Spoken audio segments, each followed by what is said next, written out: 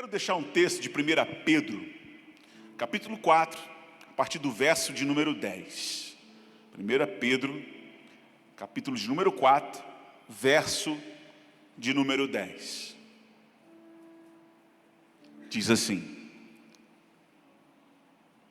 cada um administre aos outros o dom como recebeu, como bons mordomos da multiforme graça de Deus. Se alguém falar, fale segundo as palavras de Deus. Se alguém administrar, administre segundo o poder de Deus, que dá, o poder que Deus dá, para que em tudo seja glorificado, porque em tudo Deus seja glorificado, para que em tudo Deus seja glorificado por Jesus Cristo, a quem pertence a glória e poder para todos sempre. Amém. Na NVI vai dizer assim: cada um exerça o dom que recebeu para servir aos outros, administrando fielmente.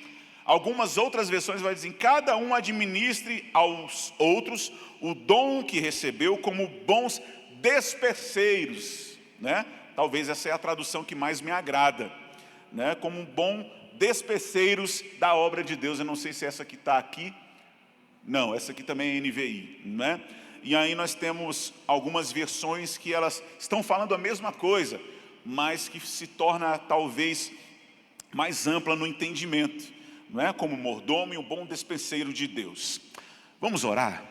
Pai, louvado seja o teu nome por chegarmos aqui, depois de uma semana de batalha, de luta, de trabalho, de estudo, ó Deus, de orações, de pessoas aqui, ó Deus, que colocaram diante do Senhor esses dias. Eu quero com muito respeito, ó Deus, louvar, engrandecer o teu nome a essas pessoas que trabalharam e trabalham, para que o seu nome seja glorificado de maneira muito especial nesta conferência que aqui se inicia. Abençoa, Deus, não só a mim, mas que todos aqui que passarão, ministrando, ó Deus, aos corações sobre este assunto tão lindo e importante, sobre adoração, louvor, graça. Fala, Deus, comunique a cada coração, cada par de ouvido atento nesta hora, receba do Senhor aquilo que o Senhor deseja nos comunicar nesta noite. Em nome de Jesus, e todos digam amém. O apóstolo Pedro aqui nos ensina que todos nós temos um dom, ou seja, uma expressão de graça, num mundo onde nós estamos inseridos. Cada um carregamos uma responsabilidade de exercer o dom esse o qual nós recebemos. E a palavra dom, ela vem de um derivado de charis, de graça. Então, a palavra dom no grego, no seu original, se nós buscarmos lá, é carisma. Carisma, né? Que deriva da palavra charis, graça. Então, uma expressão derivada da palavra graça. O dom é uma linguagem de carisma, uma linguagem de graça. E o que Pedro vem nos comunicar é que esta graça que nós recebemos, ela se comunica de várias maneiras. Essa graça que Pedro aqui fala, e tão diferentemente, como você não vai encontrar uma forma tão específica de falar desta graça, como Pedro fala, em nenhum outro lugar. Mas Pedro traz aqui uma maneira muito especial, uma maneira que nos traz uma responsabilidade acerca daquilo que nós somos e que podemos ser no Senhor. Porque se pararmos para pensar dentro do conceito de que dom é graça, derramada a graça sobre nós, todos nós temos dom, sim ou não? Se essa graça foi derramada a todo aquele que crê, a todo aquele que confessa e a todo aquele que confessa Jesus como seu Salvador, recebe desse Salvador a graça do Espírito Santo, recebe o empoderamento do Espírito Santo, para que no Espírito Santo se revele a graça da pessoa de Jesus. Então as palavras de Pedro aqui é muito pertinente. Ele está dizendo de um dom que proclama, ele está fazendo de um dom, está falando de dons que ministram, dons que proclamam uma verdade, dons que pregam uma verdade, dons que ministram curas, dons que ministram revelações, essas quais nem sempre são ditas em palavras.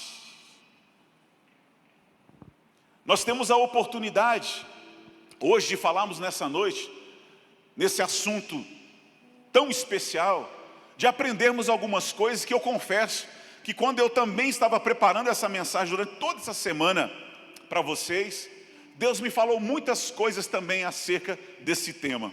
Eu já vim sendo trabalhado na minha semana toda, nos meus momentos de devocionais ali, acerca dessa palavra, e eu quero que você, com todo carinho, receba essa palavra no seu coração, e você possa de fato levar alguma coisa hoje nesta noite.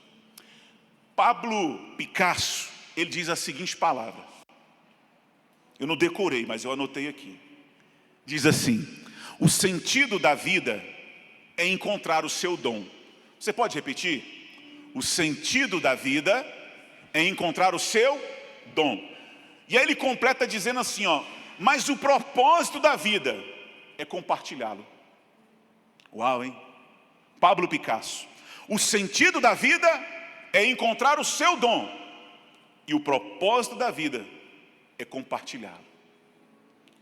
Nós estamos falando de alguém que usa da arte para comunicar vida.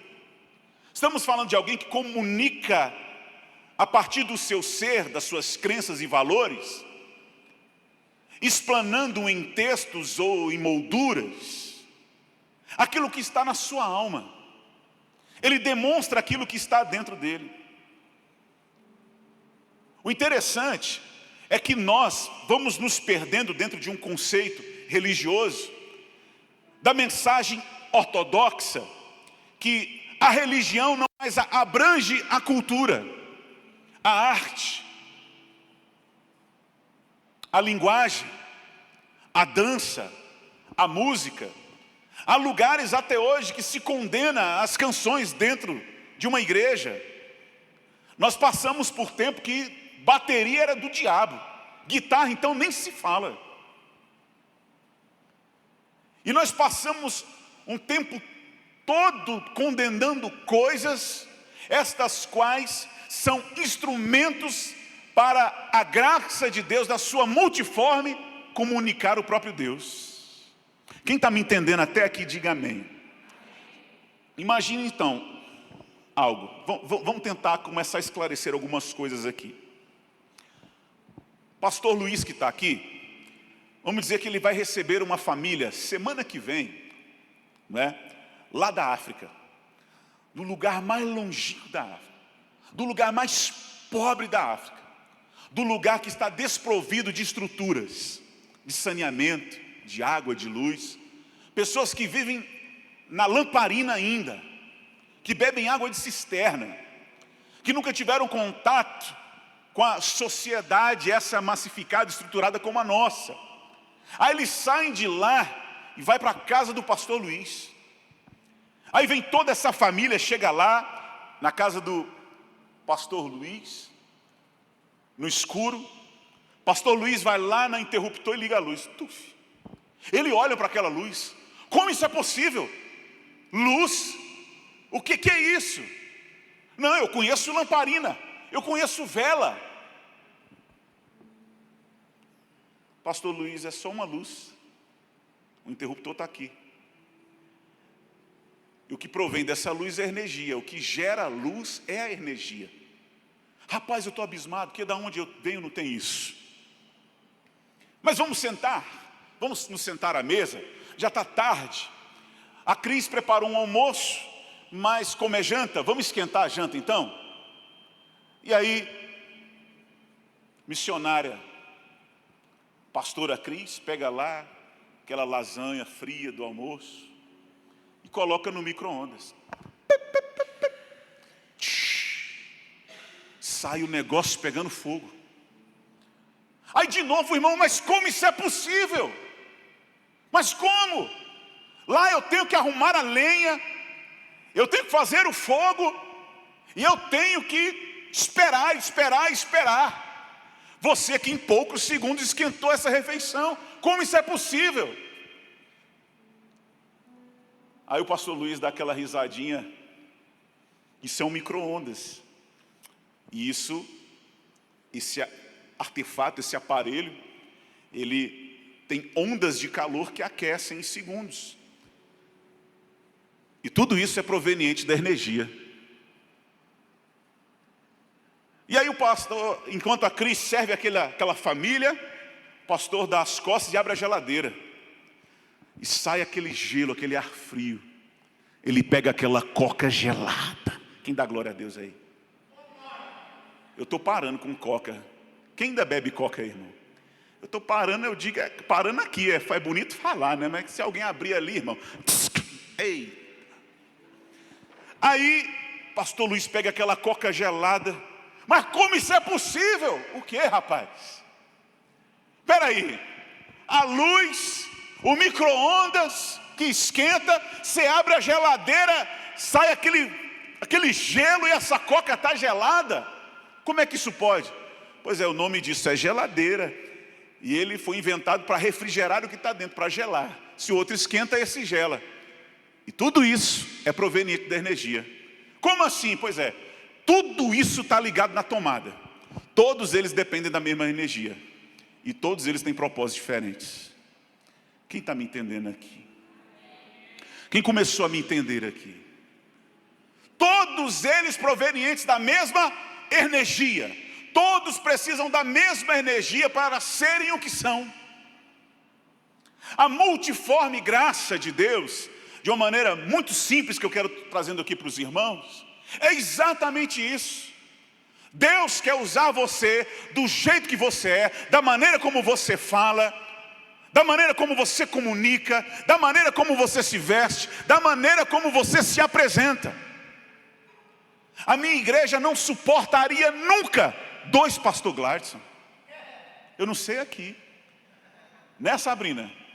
Você aguentaria, amor, 2 Gladson dentro de casa? Cadê as minhas ovelhas que vieram me acompanhar aí? Como é que seria 2 pastor Gladson lá? Misericórdia. Não precisa, um já basta. E às vezes nós anulamos que somos para parecer com coisas já estabelecidas, sendo que Deus queria usar você do jeito que você é, da forma como você é, para a glória dele. Quem está me entendendo, diga amém. Certa vez um sapateiro que se converteu, Lucas. Aumenta esse teclado aí, por favor. Eu gosto de teclado. Aumenta aí, do som. Se converteu, pastor, o sapateiro, num sermão de Lutero. E ele, Lutero, eu amo o Senhor, eu amo Jesus, eu me converti, eu quero me dedicar a Jesus, eu quero trabalhar na igreja, eu quero viver para a igreja. O que eu posso fazer para estar mais na igreja? Aí Lutero pergunta para ele assim: e o que você faz da sua vida lá fora, quando você não está na igreja? Eu faço sapatos. Então, meu filho, é o seguinte: volta e faz o melhor sapato. Isso também é louvor ao Senhor. Isso também é graça ao Senhor. É uma graça comum que é uma graça que você comunica através daquilo que você foi levantado para fazer. Porque se você faz um bom sapato para a glória de Deus, aquele bom sapato vai revelar o quão especial amor, carinho, dedicação você preparou aquele sapato. E no final, sabe quem vai ser glorificado? É Deus. Pela preciosidade do carinho que tudo que você faz. Quem está me entendendo aqui diz amém. Então, no tempo hoje contemporâneo, cultura, arte, igreja não se misturam mais, não se concebe mais a ideia de que tudo isso caminha junto.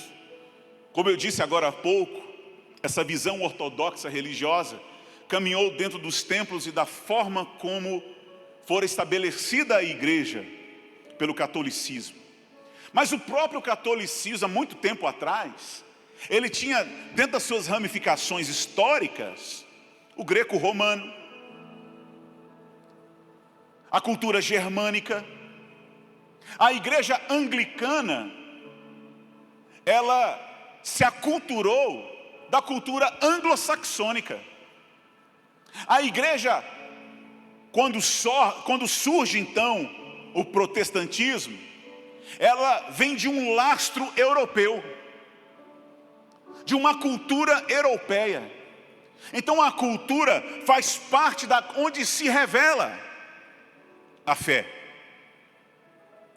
Aonde a fé está, na cultura onde está estabelecida, é possível que essa fé, ela necessite de uma multiforme graça de Deus de chegar lá de uma maneira diferente. Culturas diferentes, mas a palavra é a mesma. Linguagens diferentes, mas a palavra é única. E aí, nós falamos do Brasil. 1882, missionários americanos chegaram aqui e encontraram aquele balaio português, índios, africanos, um caldeirão, uma miscigenação de cultura no Brasil. E a igreja estabelecida num país onde esse caldeirão de cultura é a nossa realidade. Pergunto aos irmãos, devemos então rejeitar a cultura? Sim ou não? Devemos rejeitar a cultura, pastor? Qual o papel da igreja? Estabelecer a cultura do reino estabelecer a cultura do reino dos céus. Porque o reino de Deus veio para resgatar a cultura que revela o seu Criador. Quando Deus tira o povo do Egito, é necessário então estabelecer leis. É necessário então criar mandamentos, esses os quais, leis de convivência, que estabelece o limite do ir e vir, da adoração, a conduta social. Porque o povo estava tão enxertado em outra cultura, povo de Deus, enxertado numa outra cultura, que quando Moisés sobe, a primeira coisa que o povo faz, na ausência daquele que representa Deus, ele sai pegando ouro e cria um bezerro de ouro. Por quê? Por causa da cultura engendrada do Egito ainda no coração do povo. Nabucodonosor tratou rapidamente de enculturar aqueles jovens, Daniel e seus amigos, na cultura babilônica. Mas por que cultura é tão importante? Mas por que você está falando de cultura? Para você entender algo. Aonde eu vou querer chegar com vocês hoje nessa noite? Por que cultura é tão importante? Porque a cultura impõe governo, linguagem, religião, ciência, moral, culinária. A cultura revela a identidade do seu povo. Nós estamos em Brasília, e aqui é uma miscigenação de gente de todo lado. É do norte, do sul, né? Tanto é que aqui em Brasília não tem comida típica. A gente fala que a comida de Brasília é pastel e caldo de cana. Mas a gente encontra um que gosta de buchada. A gente encontra um que gosta de dobradinha. A gente encontra o outro que gosta do churrasco. A gente encontra o outro que gosta do piqui. Cadê a galera do piqui aí? Não é? Eu gosto desse trem. Não é?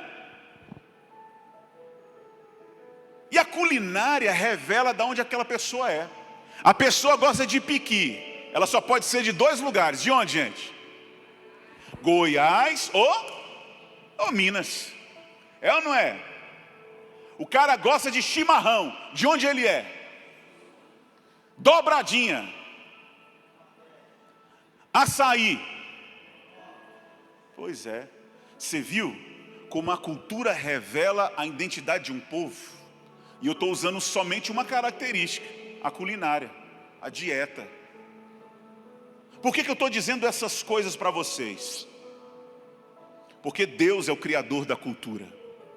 Deus é o criador de uma cultura. E essa cultura já existe na eternidade.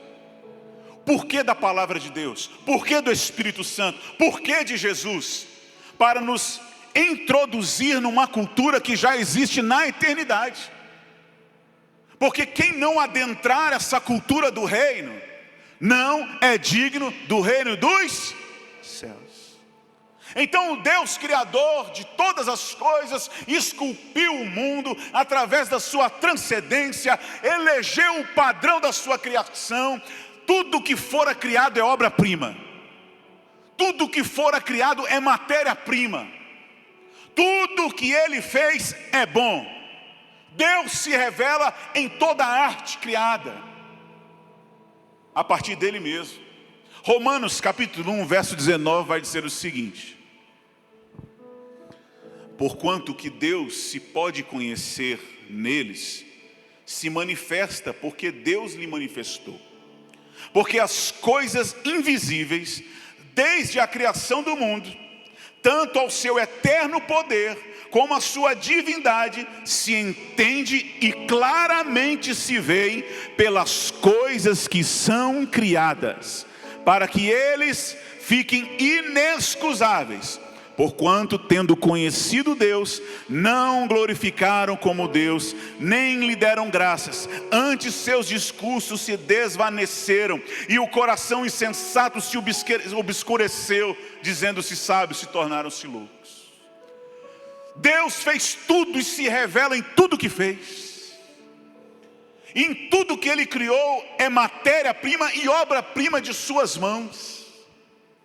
Então não há nada aqui que está aqui que não seja da criação de Deus e dos derivados da sua obra-prima.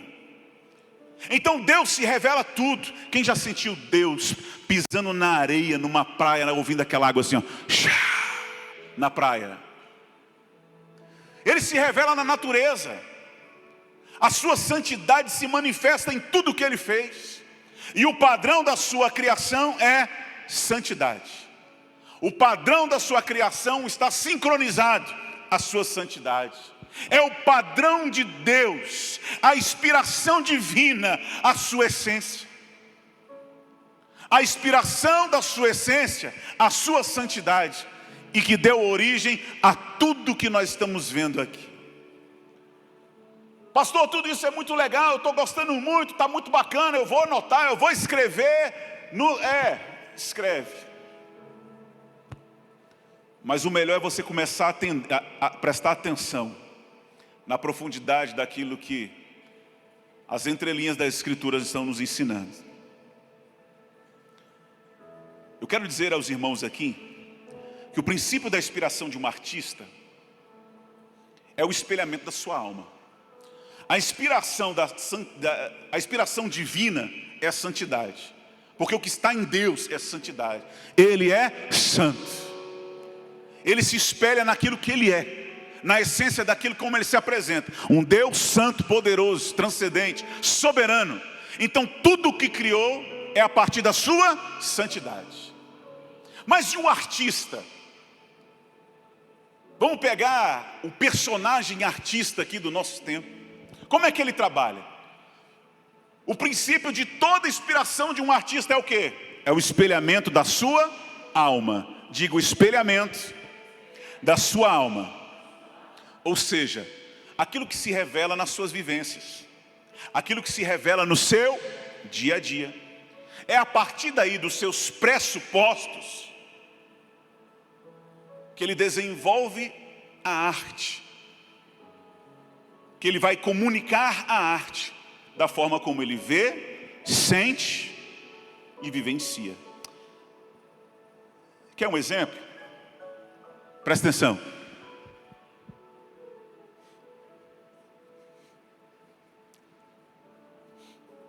Tipo assim.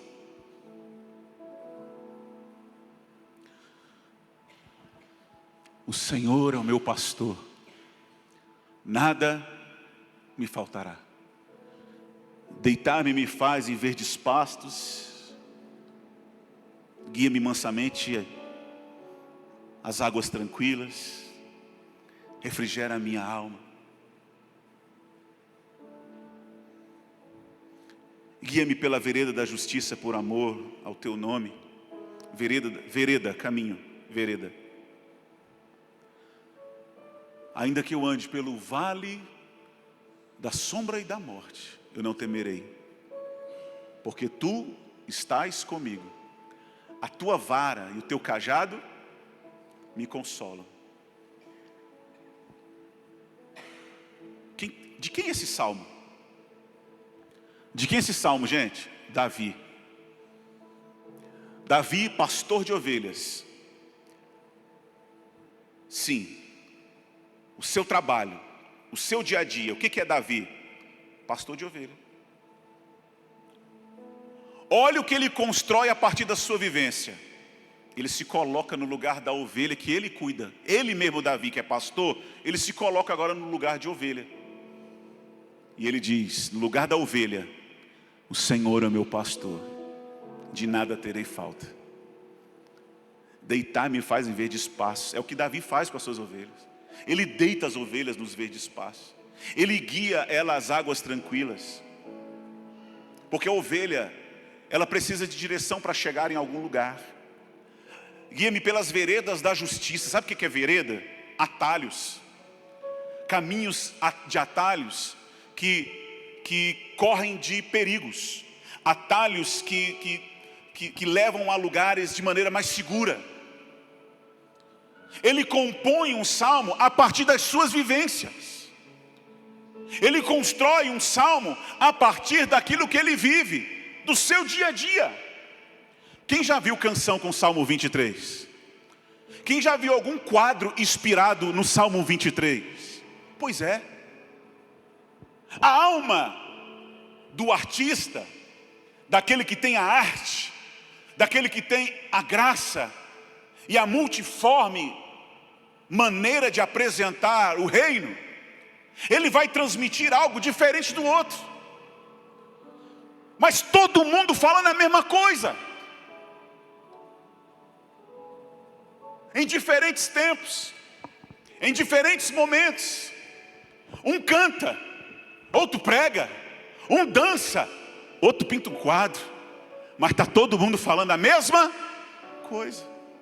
Lembra do exemplo da energia? Do micro-ondas, da geladeira e da luz? A energia é uma só. A graça é uma só. O que inspira o pastor Luiz é o que me inspira. O que inspirou o Fernandinho me inspira também. Ela está aí disponível para todos nós. Mas a pergunta é, se o que está na alma, o princípio da inspiração de um artista é o espelhamento da sua alma, pergunto, o que está na tua alma então? Você vai espelhar o que, irmão? Se falamos de uma multigraça / artes, estamos falando de espelhamento da alma. A gente espelha o que tem. O que você está querendo dizer, pastor? Eu estou querendo dizer como base teórica. Eu estou querendo dizer como referencial teórico. Quais são os seus referenciais? Onde você está construindo a sua base teórica? Aonde é que está estabelecida a sua vida? Como é que você compõe a sua vida? Porque tem muita gente que quer fazer um monte de coisa para Deus, mas não sabe nem por onde começar. Começa pelo conteúdo da palavra, em alimentar essa palavra, em viver essa palavra, em meditar nessa palavra. Agora a gente quer ler a Bíblia em 10 dias, em 20 dias, 30 dias. Mas bem-aventurado é quem lê ou bem-aventurado é quem medita? Pois é. E aí, quem não medita, não come, não tem conteúdo, pode produzir uma abominação, sabia? Quem não entende o seu Deus, não sabe o que o agrada. Quem não vive com o seu Deus, não sabe como lhe tocar o coração. Você quer falar de Deus? Então a primeira coisa é conhecê-lo. Você quer comunicar Deus? A primeira coisa é chamar Ele para dentro do seu quarto e orar. E buscar a sua face. Porque na verdade, irmão, A gente usa essas coisas que a gente chama de arte para revelar o que nós somos. E aí é a sedução da arte. Nos apresentarmos, mostrarmos a nossa cara, para as pessoas verem o quanto que a gente é bom. Viu como é que eu canto? Você viu como é que eu dancei? Você viu como é que eu toco? Você viu o que eu escrevi? Você viu como é que eu faço? E esse espelhamento só está revelando a sua alma, os seus ídolos. E aí a gente usa as coisas para nos promovermos a nós mesmos. E Deus, eu estou muito longe disso aí. De boca você me louva, com seus gestos parece que você me louva, mas o teu coração está distante, e eu não recebo nada disso. Uma vez eu fui dar uma palestra, um final de semana todo, para um ministério de adoração numa igreja, e estava lá reunido todos os ministérios da igreja, de dança e tal, nananana. Aí uma moça levanta, me interrompe a fala e diz: e o que o senhor tem a acrescentar, já que o senhor não sabe dançar? A líder da dança. Eu falei: realmente dançar eu não sei nada. Um para cá e dois para lá pode ser o máximo que eu sei fazer.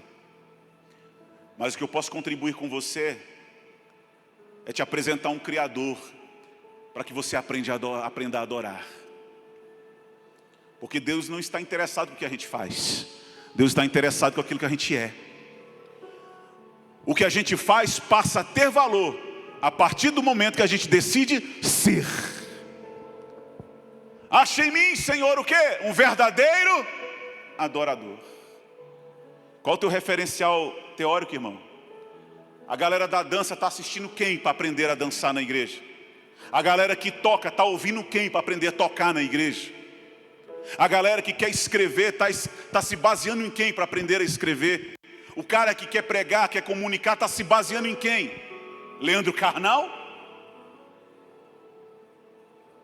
Então a nossa geração está ouvindo todo mundo. Uma geração de imbecis que acham que sabe de tudo, mas não comunica nada.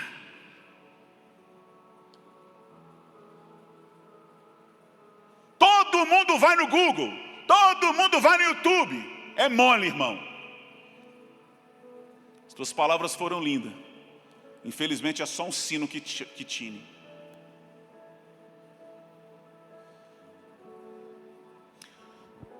Imagina que a minha mão é um sino. Eu falei isso lá na igreja, né?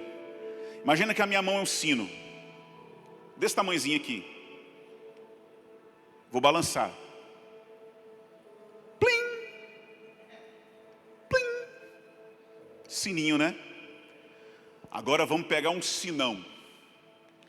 Imagina um sino gigante aqui nessa igreja agora, irmão, lá em cima. Vai tocar. 1, 2, 3. Você vai colocar a mão no ouvido, que você não vai suportar o barulho desse sino. É ou não é? Tom. Tem aí não, né? Não tem um sinão aí não, né? Aumenta aí, racha tudo aí. Tom. Não vai dar nem para a gente produzir o negócio. Vai ser algo que vai incomodar. Vai ser algo que vai deixar a gente desconfortável. Vai ou não vai? Sabe por quê? Porque quanto maior o vazio, maior é a projeção do barulho. Deu para entender? Plim, bom. Quanto mais vazio, mais necessidade de fazer barulho. Já viu gente que faz barulho demais? Já viu gente que quer aparecer demais? É sino, irmão. É só um sino que está tinindo. Doido para fazer barulho. Doido para se aparecer. Doido para estrondar. Mas sabe o que ele tem na sua essência? Vazio. O que está diante dos seus olhos? Salmo 101, verso 3 diz: não porei coisa má diante dos meus olhos. O Senhor diz: eu odeio a obra daqueles que se desviam.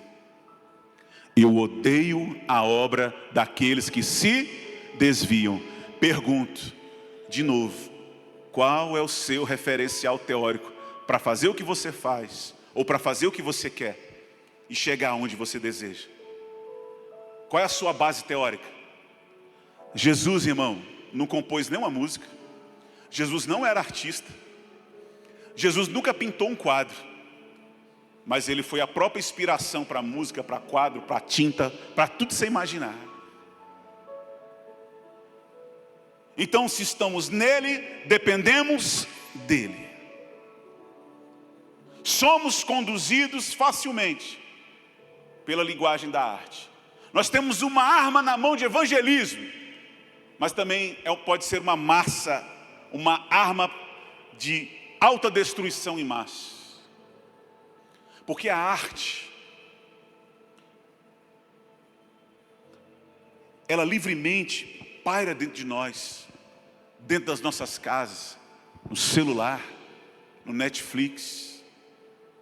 Ela pode facilmente sequestrar uma criança. Você pode falar 10 vezes, vem lá uma música e arrebata o menino. Você pode falar 10 vezes, vem um programa lá, da Xuxa, dos baixinhos. Está lá todo mundo assim, ó, hipnotizado. A galera do nosso tempo aí. Pokémon Go, TikTok. Você vê como essas coisas facilmente nos atraem, facilmente nos sequestram. Eu só estou dando um exemplo aqui, mas eu quero fazer você pensar que como a arte nos remete a pensar na sua potencialidade, aonde ela pode chegar, no que pode ser produzido. Eu não sei em que você se encontrou ainda, ou você não se encontrou, mas você precisa aprender, ligeiramente, rapidamente, a entregar o seu dom e o seu talento ao Senhor. Porque muita gente que receberam o dom, a caridade de fazer o bem, o fizeram para o mal. E o mal nem sempre para o outro, mas o mal para si mesmo. Elvis Presley, Marilyn Monroe, Amy Winehouse, facilmente seduzidos pelo talento que tinham. E o talento que tinha, adoeceram a sua alma, porque o seu referencial teórico se perdeu, ou possivelmente nem estava lá. Mas é quando as cortinas se fecham, irmão, se revela quem nós somos de verdade. As máscaras caem,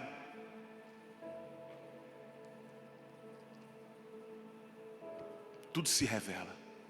A maquiagem vai.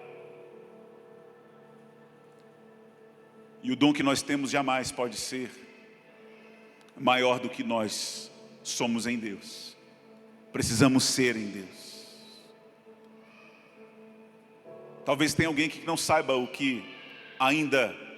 qual o seu potencial para fazer algo em Deus. Talvez você ainda não descobriu naquilo que você pode fazer em Deus. Mas começa pelas coisas mínimas. Começa pelo aquilo que já está dentro de você.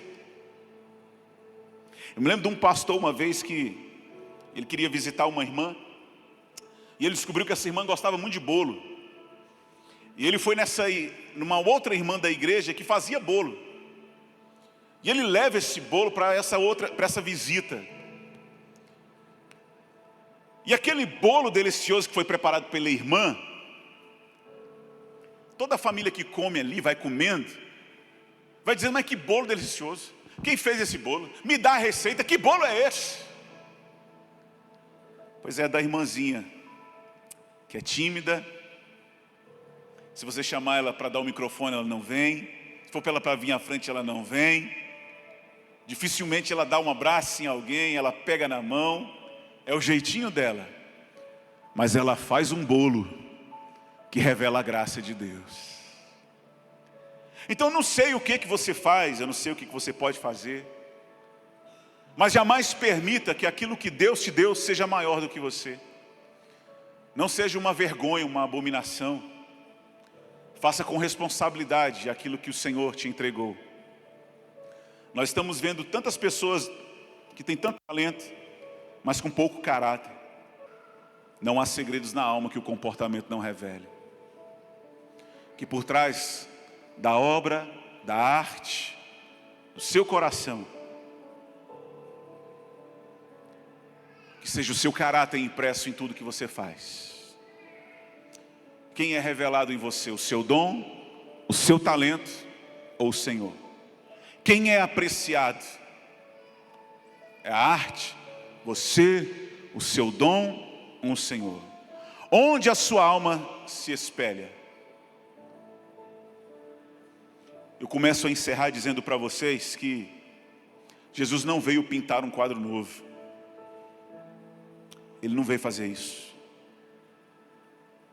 Ele veio revelar o Pai. Jesus, um ser transcendente, mas homem também. Ele não teve por usurpação ser igual a Deus. E não usou do que tinha para se engrandecer. Toda dádiva, todo dom perfeito vem de Deus. Dom é um privilégio. Dom é graça específica para um propósito específico. Dom é uma responsabilidade. Você se lembra da parábola dos talentos, Mateus 25, a partir do verso 15? Ele chama os servos e entrega 5, 2 e 1. Ou seja, ele entrega dons e talentos para todos que estão diante dele, segundo o seu propósito, segundo a sua capacidade. O que tinha 5 prospera, o que tinha 2 prospera, e o que tinha 1 enterra. Eu temi, Senhor, eu temi o Senhor. E ele diz: servo mau, até o que você tem eu tiro de você e dou para aquele que aprendeu a prosperar aquilo que eu dou. E o que ele dá e o que ele tira é essa graça comum. E o que ele nos deu é essa graça comum de manifestar o seu amor nas vivências da nossa vida. Seja nas tuas dores, seja na tua alegria, seja no teu câncer. Deus nos deu uma maneira, nos ensinou, nos colocou de maneira didática situações para nos ensinar a manifestar a sua graça. A graça não está aqui, irmão, só no altar. A multiforme graça não está aqui só nos instrumentos. Você é um instrumento de Deus em todo e qualquer lugar. Nós somos a obra-prima de Deus, que revela o autor de todas as coisas.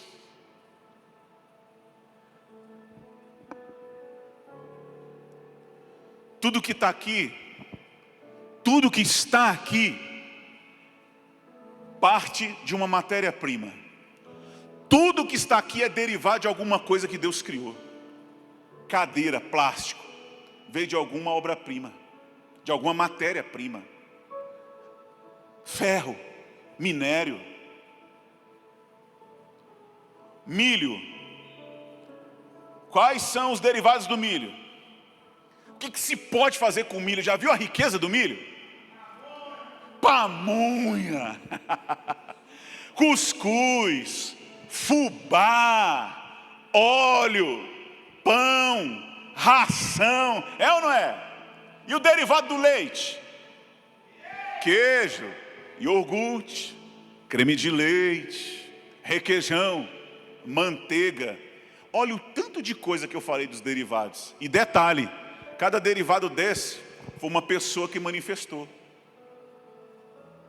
Foi uma pessoa que cultivou e revelou o que fez. A partir do milho o cara inventou o fubá. A partir do milho o outro fez a pamonha. A partir do leite o outro inventou o iogurte. E o outro o requeijão. E a graça que está sobre nós, ela tem que impulsionar você a criatividade. Amém, irmãos? Ela tem que impulsionar você a criatividade. E eu encerro dizendo: aonde está a obra-prima, a matéria-prima, perdão, se milho faz tudo isso e se leite faz tudo isso, a matéria-prima da graça e para todo artista é o sangue de Jesus. Qual é a marca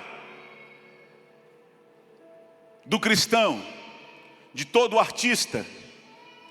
Qual é a marca que ele deve carregar? O sangue de Jesus.